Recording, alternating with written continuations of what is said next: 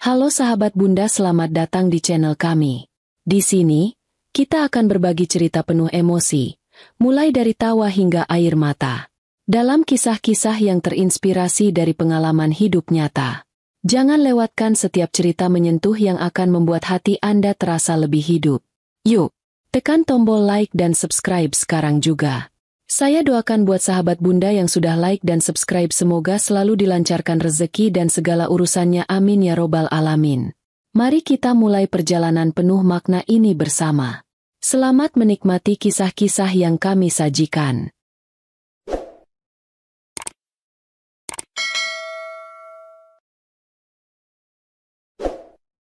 Namaku Ralin.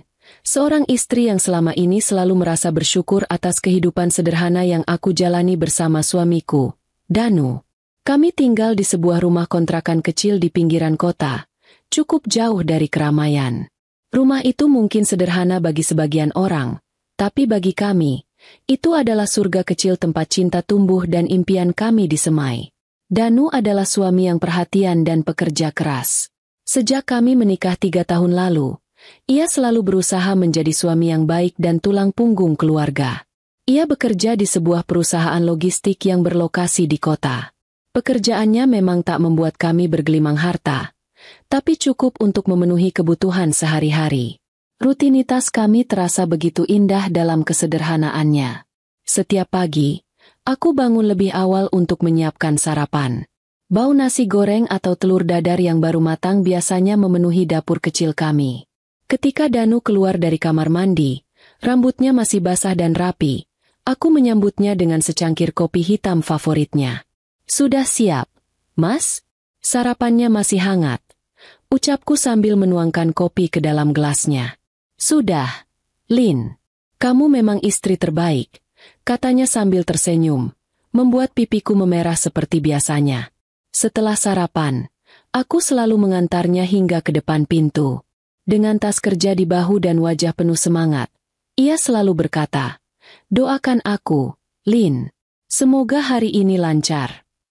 Aku hanya mengangguk, tersenyum, lalu membalas, "Hati-hati di jalan, Mas." Rutinitas sederhana ini adalah bagian dari kebahagiaan kami. Setiap malam, setelah Danu pulang kerja, kami sering duduk bersama di ruang tamu kecil kami yang hanya dihiasi sofa usang dan karpet tipis. Kami berbincang tentang banyak hal, tentang mimpinya untuk membuka usaha sendiri suatu hari nanti, tentang rumah kecil dengan taman mungil yang ingin kami miliki, atau sekadar bercanda soal nama anak-anak kami di masa depan. Namun, hidup tak selalu berjalan seperti yang direncanakan. Pada suatu sore yang mendung, semuanya mulai berubah. Hari itu aku sedang sibuk di dapur menyiapkan camilan sore untuk Danu. Gorengan kesukaannya baru saja kuangkat dari wajan ketika aku mendengar suara pintu depan terbuka. Aku terkejut karena biasanya Danu pulang menjelang maghrib. "Mas, kok pulang cepat? Kamu sakit?" tanyaku sambil melongok dari dapur. Danu berdiri di ambang pintu dengan wajah muram. Jas kerjanya kusut, dan rambutnya tampak berantakan, seperti seseorang yang baru saja melewati hari yang berat. Aku menghampirinya, cemas. "Mas, ada apa?" Ia hanya menggeleng dan berjalan masuk ke ruang tamu. Aku mengikutinya, duduk di sampingnya yang kini menundukkan kepala, seperti menyembunyikan sesuatu dariku. "Mas, cerita. Ada apa?" tanyaku lagi, mencoba memecahkan kebisuannya. Setelah hening sejenak, ia akhirnya berbicara. "Ralin, aku di PHK." Kata-katanya seperti petir di siang bolong. Aku tertegun, tak percaya dengan apa yang baru saja ku dengar. "PHK? Kok bisa, Mas?" tanyaku, mencoba memahami. Perusahaan lagi kesulitan keuangan.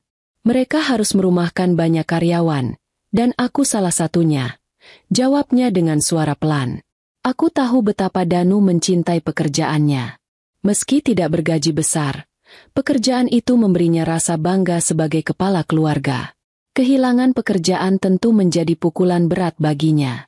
Aku bisa melihat matanya yang redup, menggambarkan beban yang kini ia pikul. "Mas, nggak apa-apa. Ini cuma ujian. Aku yakin kamu bisa dapat kerjaan lagi. kataku sambil menggenggam tangannya. Danu hanya mengangguk kecil. Aku tahu ia sedang berusaha menyembunyikan rasa cemas dan kecewanya dariku. Hari itu, aku memutuskan untuk menjadi pendukung terbesarnya. Aku tahu, di saat seperti ini, ia membutuhkan seseorang yang percaya padanya. Malam itu terasa lebih sunyi dari biasanya. Biasanya, Danu yang selalu mengajakku bercanda atau bercerita tentang hari-harinya di kantor. Namun kali ini, ia hanya duduk diam di depan televisi, meski aku tahu pikirannya tidak benar-benar ada di sana. Aku pun berusaha mengalihkan pikirannya dengan membuatkan teh hangat. "Mas, minum teh dulu. Nggak baik kalau pikiran terus berat," ucapku sambil menyodorkan cangkir padanya. Ia tersenyum kecil. "Makasih, Lin. Kamu memang istri terbaik." Kata-katanya membuatku merasa hangat. Meski aku tahu senyumnya itu hanyalah upaya untuk menenangkanku. Keesokan harinya, Danu mulai mencari pekerjaan baru. Ia menghabiskan waktu berjam-jam di depan komputer mengirimkan lamaran ke berbagai perusahaan.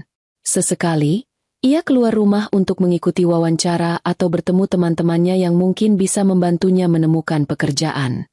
Aku selalu memastikan ia merasa didukung. Aku bahkan membuatkan bekal setiap kali ia pergi mencari kerja. Meski hanya sekotak nasi dengan lauk sederhana.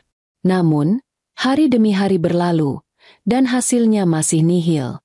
Wajah Danu semakin sering terlihat muram. Setiap kali ia pulang dari wawancara dengan kepala tertunduk, hatiku ikut hancur. Aku tahu, ia sudah berusaha sekuat tenaga, tapi keberuntungan belum berpihak padanya. Sebulan berlalu, dan tabungan kami mulai menipis. Aku tahu kami tak bisa terus-menerus bergantung pada tabungan, apalagi biaya kontrakan dan kebutuhan sehari-hari tetap harus dibayar. Suatu malam, aku membulatkan tekad untuk berbicara padanya. "Mas, gimana kalau aku coba cari kerja juga?" tanyaku hati-hati. Danu langsung menoleh, tampak terkejut. "Kamu yakin, Lin? Bukannya kamu lebih nyaman di rumah?" Aku tersenyum kecil. "Aku nggak apa-apa, Mas. Ini demi kita. Kamu tetap fokus cari kerja yang sesuai, sementara aku bantu dulu supaya ada pemasukan." Danu terlihat ragu sejenak, tapi akhirnya mengangguk. "Kalau itu maumu, aku nggak akan melarang. Tapi, kamu yakin bisa?" Aku mengangguk tegas. "Aku harus bisa, Mas. Kita ini tim." Keesokan harinya, aku mulai melamar pekerjaan ke berbagai tempat. Aku tahu ini bukan hal yang mudah, apalagi aku tidak punya banyak pengalaman kerja. Tapi aku percaya, jika aku bekerja keras, aku pasti bisa menemukan sesuatu yang cocok. Hari itu, saat pertama kali aku melangkah keluar rumah untuk mencari pekerjaan, hatiku dipenuhi rasa harap dan khawatir. Tak pernah sebelumnya aku membayangkan harus bekerja di luar rumah, apalagi aku tidak memiliki banyak pengalaman. Tapi keadaan memaksa, dan aku tak punya pilihan lain. Dengan pakaian sederhana dan tumpukan berkas lamaran di tangan, aku melangkah ke berbagai tempat. Aku mengunjungi toko-toko, restoran kecil, dan kantor-kantor yang memasang pengumuman lowongan pekerjaan. Sayangnya, di banyak tempat, aku hanya menerima senyuman simpati dan kalimat singkat. "Maaf, kami sudah punya kandidat." Hari-hari itu terasa begitu melelahkan, baik fisik maupun mental. Aku pulang ke rumah dengan kaki yang pegal dan hati yang penuh kekhawatiran. Meski begitu, aku berusaha tetap tersenyum di depan Danu. Aku tahu, ia sudah cukup terbebani dengan keadaannya sendiri, dan aku tidak ingin menambah bebannya. "Mas, aku coba lagi besok, ya? Pasti ada rezeki di tempat lain," kataku sambil meletakkan tas di atas meja. Danu hanya mengangguk kecil. Ia tampak tenggelam dalam pikirannya sendiri. Matanya terpaku pada layar ponsel. Aku mencoba memahami. Mungkin ia sedang sibuk mencari informasi lowongan pekerjaan atau mencoba mencari cara untuk mengatasi masalah kami. Setelah hampir 3 minggu penuh mencari pekerjaan, akhirnya aku mendapatkan panggilan dari sebuah toko pakaian kecil di pusat kota. Mereka sedang membutuhkan karyawan untuk membantu menjaga toko, mengatur stok, dan melayani pelanggan. Meskipun pekerjaan ini tidak menawarkan gaji besar, aku merasa bersyukur. Setidaknya, ada sedikit harapan untuk membantu kami bertahan. Ketika aku memberitahu Danu tentang kabar baik ini, ia tampak senang, meski tidak seantusias yang aku harapkan. Alhamdulillah, Lin, kamu memang hebat, katanya sambil tersenyum kecil. Namun, ada sesuatu di balik senyumnya yang membuatku bertanya-tanya. Apakah ia benar-benar senang? Atau justru merasa semakin tertekan karena aku yang kini harus mencari nafkah? Hari pertamaku bekerja di toko itu adalah pengalaman yang tidak akan pernah kulupakan. Aku harus belajar banyak hal baru dalam waktu singkat. Pemilik toko, Bu Ina, adalah wanita parubaya yang ramah, tapi tegas. Ia mengajarkanku cara melayani pelanggan, mencatat penjualan, hingga menata pakaian di rak agar terlihat menarik. Namun, tidak semua rekan kerjaku sebaik Bu Ina. Ada beberapa karyawan lain yang tampak meremehkanku. Kamu belum pernah kerja sebelumnya, kan?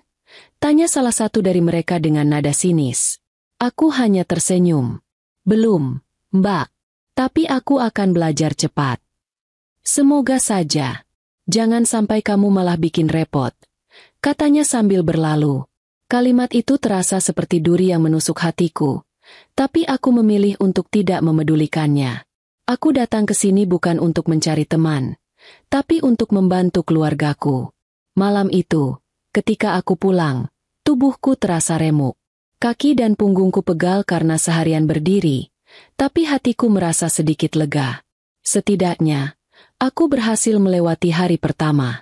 Ketika aku masuk rumah, aku melihat Danu sedang duduk di sofa dengan ponsel di tangannya.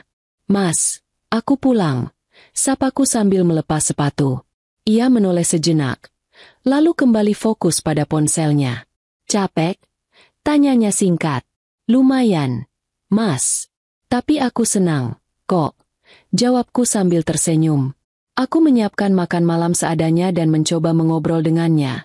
Tapi ia tampak tidak begitu tertarik. Entah apa yang sedang ia pikirkan. Tapi aku merasa jarak di antara kami semakin nyata. Rutinitasku kini berubah sepenuhnya.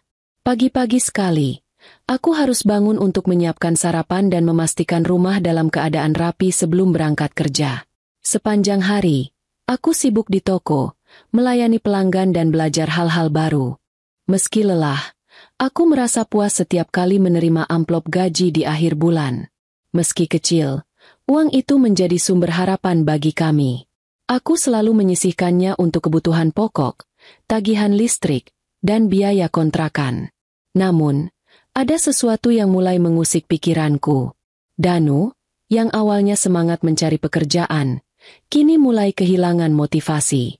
Ia lebih sering berada di rumah, bermain ponsel, atau tidur. Mas, gimana tadi? Ada panggilan wawancara? Tanyaku suatu malam saat makan malam. Danu menggeleng tanpa melihat ke arahku. Belum ada, Lin. Kayaknya susah cari kerja sekarang. Aku mencoba menyemangatinya. Jangan putus asa, Mas. Rezeki itu pasti ada. Kamu kan pintar. Pasti ada yang butuh orang sepertimu. Ia hanya mengangguk kecil, tanpa kata-kata. Semakin lama, aku mulai merasa ada sesuatu yang berubah dari Danu. Ia jarang keluar rumah, bahkan untuk mengantar lamaran. Sebagian besar waktunya dihabiskan dengan ponselnya. Mas, kamu kok sering main ponsel? Lagi lihat apa? Tanyaku suatu malam. Danu tampak terkejut, lalu buru-buru menyimpan ponselnya. Enggak, cuma baca berita. Jawabnya singkat. Jawabannya membuatku penasaran, tapi aku memilih untuk tidak bertanya lebih jauh. Aku berpikir mungkin ia sedang mencari informasi lowongan pekerjaan atau mencoba menghibur dirinya. Namun, kebiasaan itu semakin mengganggu. Danu sering terjaga hingga larut malam, dan aku mulai memperhatikan ada banyak notifikasi di ponselnya. Selain itu, ia mulai sering meminjam uang dariku, dengan alasan yang tidak jelas. Lin, aku butuh uang buat bayar sesuatu. Nanti aku ganti, katanya suatu hari. Aku memberikan uang itu tanpa banyak tanya, tapi aku mulai merasa ada yang tidak beres. Suatu hari, aku menyadari uang di dompetku hilang. Awalnya aku berpikir mungkin aku salah hitung, Tapi kejadian ini berulang beberapa kali. Hatiku dipenuhi rasa curiga. Tapi aku masih mencoba percaya pada Danu. Apa yang sebenarnya terjadi? Pikirku sambil menatap langit-langit kamar. Aku tahu, ada sesuatu yang sedang disembunyikan olehnya. Tapi apa? Hari-hari terus berjalan, dan rutinitasku semakin padat. Aku harus bangun lebih awal untuk menyiapkan sarapan dan memastikan rumah dalam keadaan rapi sebelum berangkat bekerja. Sepulang kerja, aku masih harus menyelesaikan pekerjaan rumah yang sering terbengkalai karena Danu jarang membantu. Di sisi lain, aku mulai merasa beban mentalku semakin berat. Danu bukan hanya kehilangan semangat, tapi sikapnya juga mulai berubah. Ia lebih sering diam. Bahkan terkadang terlihat menghindar ketika aku mencoba mengajaknya bicara tentang keuangan atau rencana ke depan. Salah satu kebiasaan Danu yang semakin mengusik pikiranku adalah rutinitas malamnya. Hampir setiap malam, ia begadang hingga larut. Lampu ruang tamu yang seharusnya sudah mati, seringkali masih menyala. Suatu malam, aku terbangun karena mendengar suara klik-klik ponsel dari arah ruang tamu. Aku melangkah pelan-pelan, berusaha tidak mengagetkannya. Dari balik pintu, aku melihat Danu duduk di sofa. Wajahnya serius menatap layar ponsel. Matanya tak berkedip, dan sesekali ia mengetuk layar dengan cepat. "Mas?" panggilku, setengah berbisik. Danu tersentak, lalu buru-buru mematikan layar ponselnya. "Oh, kamu bangun, Lin?" tanyanya. Suaranya terdengar gugup. "Kenapa belum tidur? Udah jam berapa ini?" tanyaku sambil berjalan mendekat. "Cuma lihat berita," jawabnya singkat, menghindari tatapanku. "Berita apa sampai begini larut malam?" tanyaku, mencoba menggodanya untuk mencairkan suasana. Tapi Danu hanya menggeleng. "Nggak penting kok. Kamu tidur aja." Aku tidak menekan lebih jauh, meski rasa curiga mulai tumbuh. Beberapa hari kemudian, aku kembali mendapati sesuatu yang mengganggu. Saat memeriksa dompetku untuk membayar belanjaan, aku menyadari bahwa jumlah uang di dalamnya berkurang. Awalnya, aku berpikir mungkin aku lupa mencatat pengeluaran, tapi ini bukan pertama kalinya. "Mas, kamu lihat uang di dompetku?" tanyaku suatu pagi. Danu, yang sedang duduk sambil menyeruput kopi, menggeleng tanpa ragu. "Enggak kok." "Emang kenapa?" "Kayaknya ada yang hilang." "Aku pikir aku salah hitung, tapi ini sudah sering terjadi," kataku, mencoba mencari reaksi dari wajahnya. Namun, Danu tetap tenang. "Mungkin kamu lupa pakai buat apa. Kamu kan sekarang sibuk banget," jawabnya dengan santai. Aku hanya mengangguk kecil, meski dalam hati aku merasa tidak yakin. Aku mencoba untuk tetap mempercayainya, tapi kecurigaanku semakin besar. Beberapa hari kemudian, saat aku sedang membersihkan kamar, aku menemukan sesuatu yang mencurigakan. Di bawah tumpukan buku milik Danu, aku menemukan selembar kertas kecil dengan catatan angka-angka dan nama situs yang tidak aku kenal. "Ini apa?" pikirku sambil memandangi kertas itu. Aku mencoba menghubungkannya dengan perubahan sikap Danu belakangan ini. Aku ingat ia sering meminjam uang dariku dengan alasan yang tidak jelas, sering begadang dengan ponsel di tangannya, dan sepertinya selalu gelisah. Malam itu, aku memutuskan untuk membicarakannya secara langsung. "Mas, aku mau tanya sesuatu," kataku saat kami makan malam. Danu, yang sedang asyik mengunyah, mengangkat wajahnya. "Tanya apa, Lin? Apa yang kamu lakukan setiap malam? Dan kenapa uang di dompetku sering hilang?" tanyaku dengan nada tenang, tapi tegas. Wajah Danu langsung berubah. Ia tampak terkejut, lalu memasang ekspresi defensif. "Kamu maksudnya apa? Aku nggak ngerti." "Mas, aku cuma mau jujur-jujuran. Kalau memang ada sesuatu, aku lebih suka kamu cerita daripada aku tahu dari orang lain," kataku, mencoba meredam emosiku. Danu menghela napas panjang. "Lin, kamu jangan berpikir yang macam-macam. Aku nggak ngapa-ngapain kok." Aku ingin percaya padanya, tapi perasaanku berkata lain. Beberapa hari kemudian, rasa curigaku semakin kuat. Aku memutuskan untuk mengamati Danu lebih dekat. Malam itu, Saat ia sibuk dengan ponselnya, aku sengaja berjalan pelan-pelan mendekatinya. Tanpa sengaja, aku melihat layar ponselnya. Ada nama situs yang sama dengan yang tertulis di kertas yang aku temukan sebelumnya.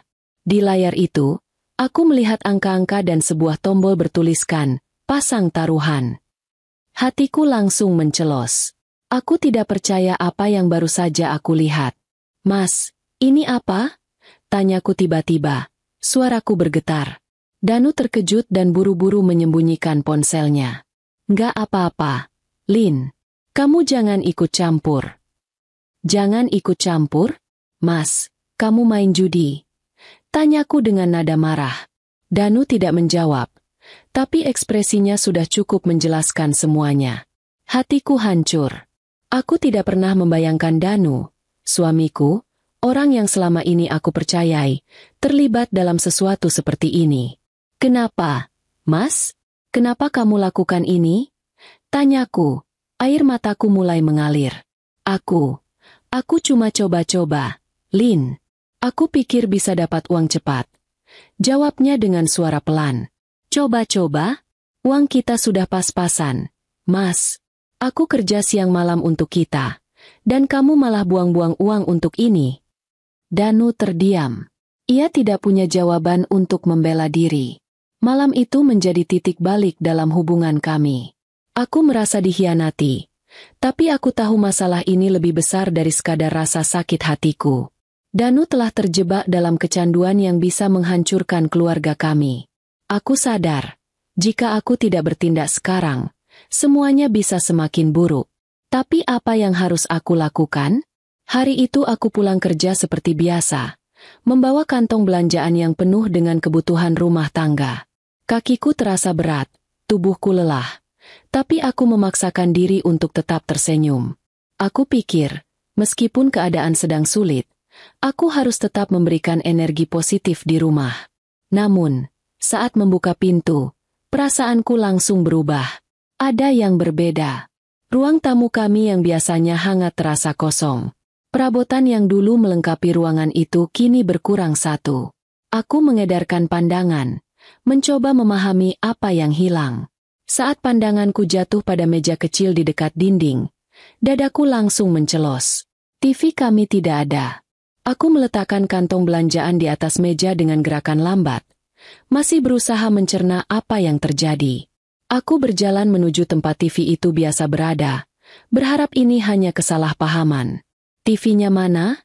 Tanyaku dalam hati, meski aku sudah menduga jawabannya. Aku memutuskan untuk mencari Danu di kamar. Pintu kamar sedikit terbuka, dan aku bisa melihatnya duduk di tepi tempat tidur dengan ponselnya. Ia tampak serius, seperti sedang membaca sesuatu. "Mas," seruku, mencoba menahan nada emosiku. Danu mendongak, tampak terkejut dengan suaraku yang mendadak. "Iya. Ada apa, Lin?" tanyanya dengan santai. Aku berjalan mendekat, berusaha tetap tenang meski hatiku bergejolak. "TV di ruang tamu mana?" tanyaku langsung. "Oh." Danu terlihat gelisah sejenak, lalu akhirnya menjawab. "Aku jual, Lin." Jawabannya sederhana, tapi rasanya seperti pukulan keras di dadaku. "Kamu jual?" tanyaku lagi, berharap aku salah dengar. "Iya, aku jual. Ada yang nawar, dan aku butuh uang buat bayar utang." Jawabnya, masih dengan nada santai. "Utang apa, Mas? Kenapa kamu nggak bilang apa-apa ke aku?" tanyaku, suaraku mulai meninggi. Danu menghela napas. "Aku nggak mau nambah beban pikiran kamu. Aku pikir, kalau aku selesaikan sendiri, masalahnya bisa beres." Aku memandangi wajahnya, mencoba mencari tanda-tanda kejujuran. Tapi rasa kecewaku terlalu besar. "Mas, kamu ngerti nggak? TV itu hasil kerja kita. Kamu jual barang ini tanpa bilang ke aku. Itu nggak adil." Danu hanya menunduk, tidak memberikan pembelaan. Selang beberapa hari, aku kembali dihadapkan pada kenyataan yang membuat dadaku sesak.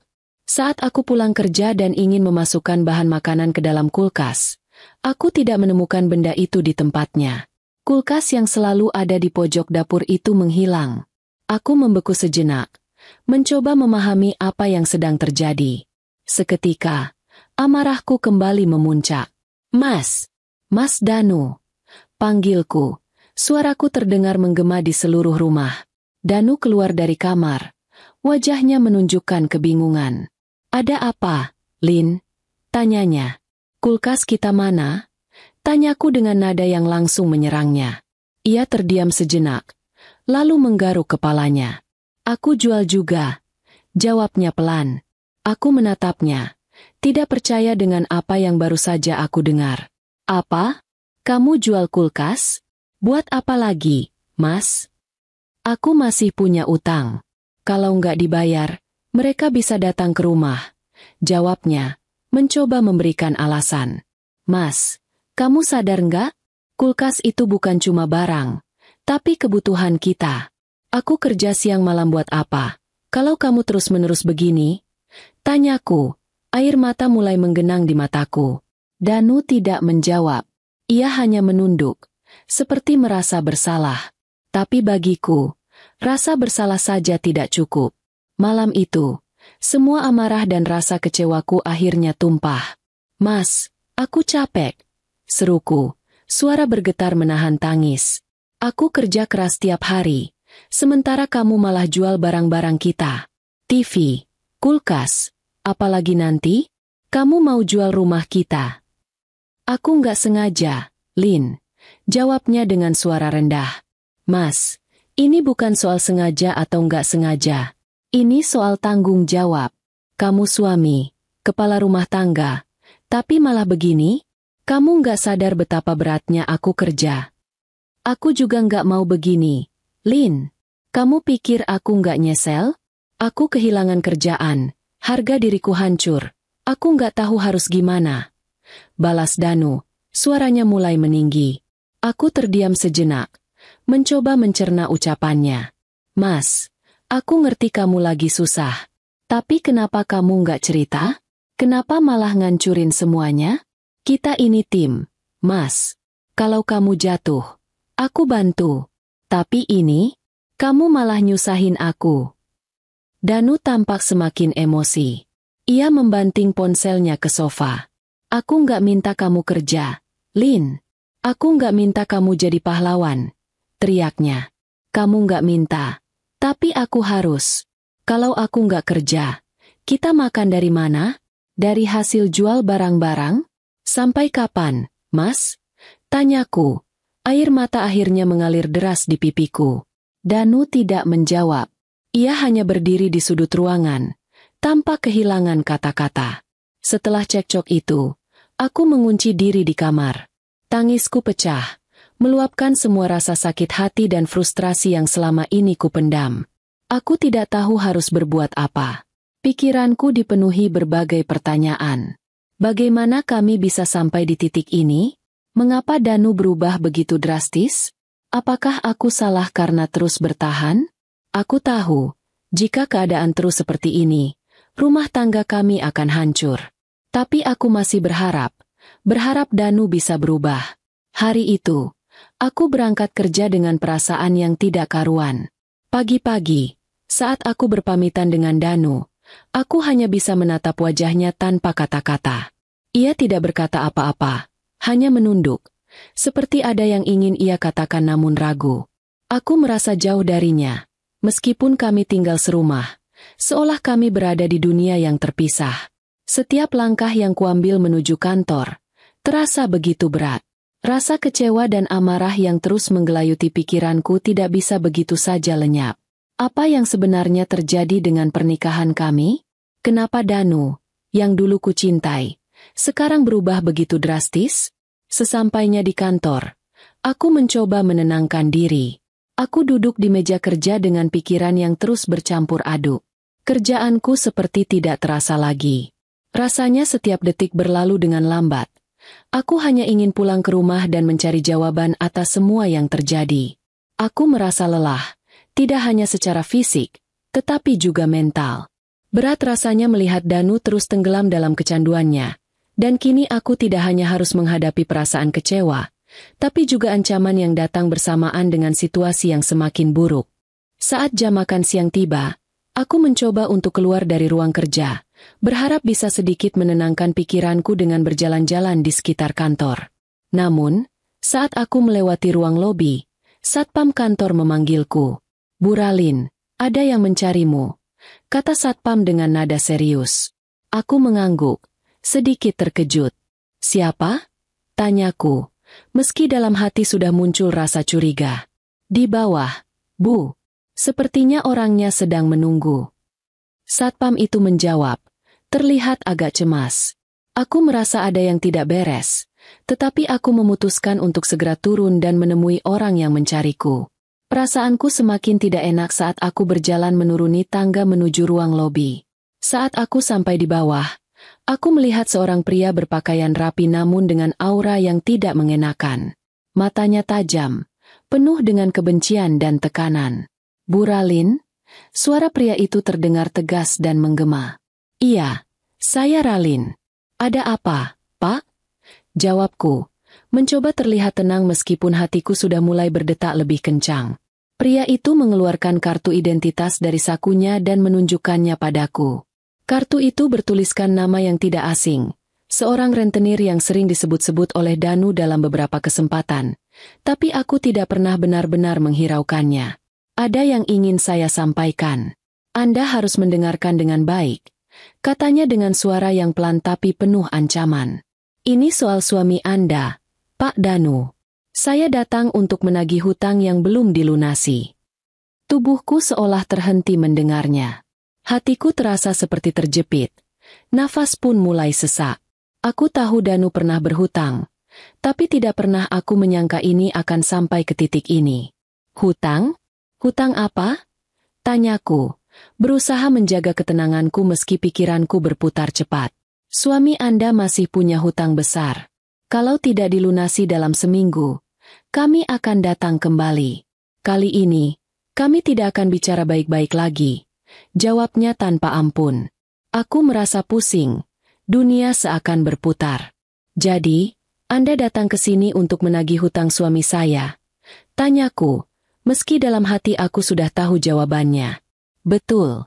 Jika hutang tidak dilunasi dalam seminggu, kami akan membuat rusuh di kantor ini," katanya dengan suara rendah, namun ancaman itu terdengar jelas di telingaku. "Kami tidak main-main. Kami punya cara untuk membuat semuanya kacau." Tubuhku hampir ambruk mendengar ancaman itu. Aku tidak tahu harus berkata apa. Rasanya seperti ada yang memukul kepalaku dengan keras. Bagaimana bisa Danu terlibat dalam masalah sebesar ini? Aku tidak pernah tahu ada hutang sebesar itu. Dan yang lebih mengerikan lagi, ancaman untuk merusak kehidupanku di kantor ini. Setelah beberapa detik yang terasa begitu lama, pria itu akhirnya berkata lagi, "Jadi, silakan beritahu suami Anda. Kalau Anda tidak bisa melunasi, kami akan datang lagi, dan kali ini saya tidak akan bicara baik-baik." Dengan langkah yang limbung, aku berjalan kembali ke atas. Kepalaku berputar, pikiranku kosong. Aku tidak tahu harus bagaimana. Perasaan bingung dan marah bercampur aduk, seolah semuanya tiba-tiba runtuh begitu saja. Sesampainya di rumah, perasaan marah dan kecewa tidak bisa aku tahan lagi. Begitu pintu rumah terbuka, aku langsung menghampiri Danu yang sedang duduk di sofa, menonton ponselnya. Wajahnya tampak biasa saja, tidak ada yang mencurigakan. Tapi di mataku, dia tampak seperti seorang pria yang sudah tidak lagi bisa kupercayai. "Mas, kamu tahu apa yang terjadi hari ini?" tanyaku dengan suara serak, memaksa setiap kata keluar. Danu menoleh, sedikit terkejut dengan nada suaraku. "Ada apa, Lin?" jawabnya pelan, tidak menyadari ketegangan yang ada. "Aku baru saja didatangi orang, seorang rentenir. Mereka datang ke kantor dan mengancam akan membuat rusuh kalau hutangmu tidak dilunasi dalam seminggu," kataku dengan suara yang hampir tak terkendali.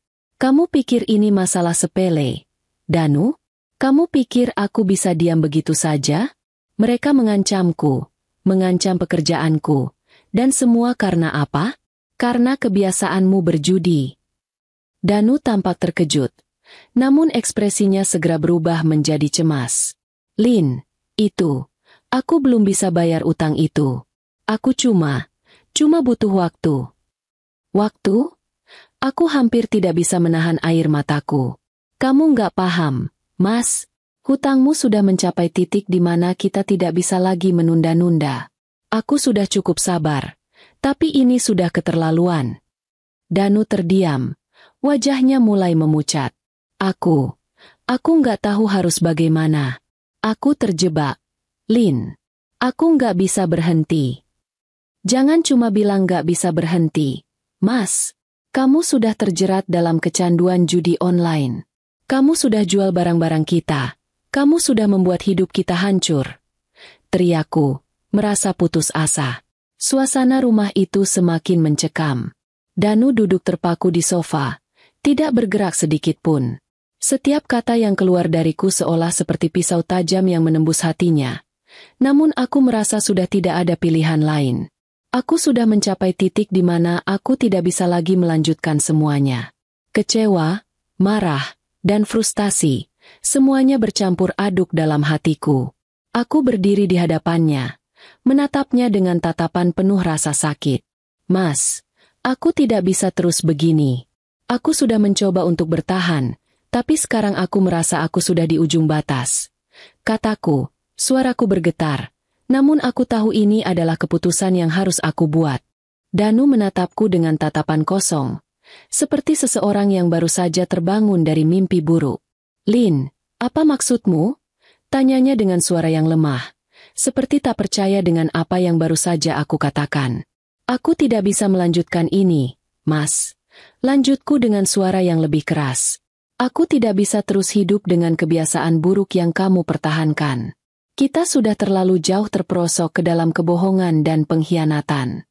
Semua yang kamu lakukan, membawa utang, menjual barang-barang kita, itu sudah terlalu banyak, dan aku sudah tidak bisa bertahan lagi. Kamu pikir aku tidak tahu apa yang terjadi? Kamu menjual TV, kulkas, semua barang berharga kita hanya untuk melunasi kecanduanmu pada judi. Semua itu hanya demi kepuasan sesaat. Aku sudah tidak bisa hidup dalam kebohongan ini. Danu terdiam, matanya terlihat kosong. Ia menunduk, seolah tidak bisa berkata-kata. Suasana hening selama beberapa detik, dan aku merasa perasaan marah yang sudah lama tertahan akhirnya meledak begitu saja. Aku tidak bisa lagi mempercayaimu, Mas. Aku sudah terlalu sering dibohongi, dan aku sudah lelah, kataku dengan tegas. Aku tidak ingin lagi menghabiskan hidupku dengan seseorang yang sudah tidak bisa bertanggung jawab atas hidupnya sendiri. Aku tidak bisa lagi mengatasi semua masalah ini sendirian. Aku harus bergerak maju. Aku harus mencari kebahagiaan untuk diriku sendiri. Danu mulai mengangkat kepalanya, menatapku dengan mata yang mulai berkaca-kaca. Lin, jangan tinggalkan aku begitu saja. Aku akan berubah. Aku bisa berubah. Aku akan berusaha. Aku janji akan berhenti berjudi. Katanya dengan suara terbata-bata, mencoba meyakinkanku dengan kata-kata yang sudah sering didengarnya, namun tidak pernah terwujud. Aku melangkah perlahan menuju pintu, dan dengan suara yang tegas aku menambahkan, Mas, kamu harus pergi. Aku tidak bisa hidup dengan orang yang hobi judi online. Aku sudah tidak bisa berbuat apa-apa. Kamu harus keluar dari rumah ini. Danu tampak terpaku, tak mampu bergerak. Aku melihatnya terguncang. Namun aku tidak bisa lagi menunggu atau memberi kesempatan. Ini adalah keputusan yang sudah aku ambil, dan meskipun rasanya sangat sulit, aku tahu ini adalah langkah yang tepat. Aku membuka pintu dan menatapnya sekali lagi. Pergilah, Danu. Aku tidak ingin lagi melihatmu di sini. Aku tidak bisa lagi mengizinkanmu tinggal di rumah ini. Wajahnya semakin pucat, namun tidak ada lagi kata-kata yang keluar dari mulutnya. Dengan langkah yang pelan, ia berdiri, dan tanpa sepatah kata pun, ia mulai berjalan ke arah pintu. Aku berdiri di sana, menatapnya pergi, dan rasanya seperti sebuah dunia runtuh. Aku merasa kehilangan, namun di saat yang sama, ada kelegaan yang datang. Keputusan ini terasa sangat sulit. Tetapi aku tahu aku melakukannya untuk diriku sendiri. Danu melangkah keluar dari rumah kami, dan aku menutup pintu dengan perlahan. Aku merasa tubuhku lelah, namun hatiku sedikit lebih ringan. Setidaknya, aku sudah membuat keputusan yang selama ini aku hindari. Aku tahu, meskipun aku merasa hancur, ini adalah langkah pertama untuk menemukan kembali diriku sendiri. Ketika pintu tertutup, perasaan itu datang begitu saja, sebuah perasaan yang sulit untuk dijelaskan. Aku merasa kehilangan, namun aku juga merasa ada harapan yang baru.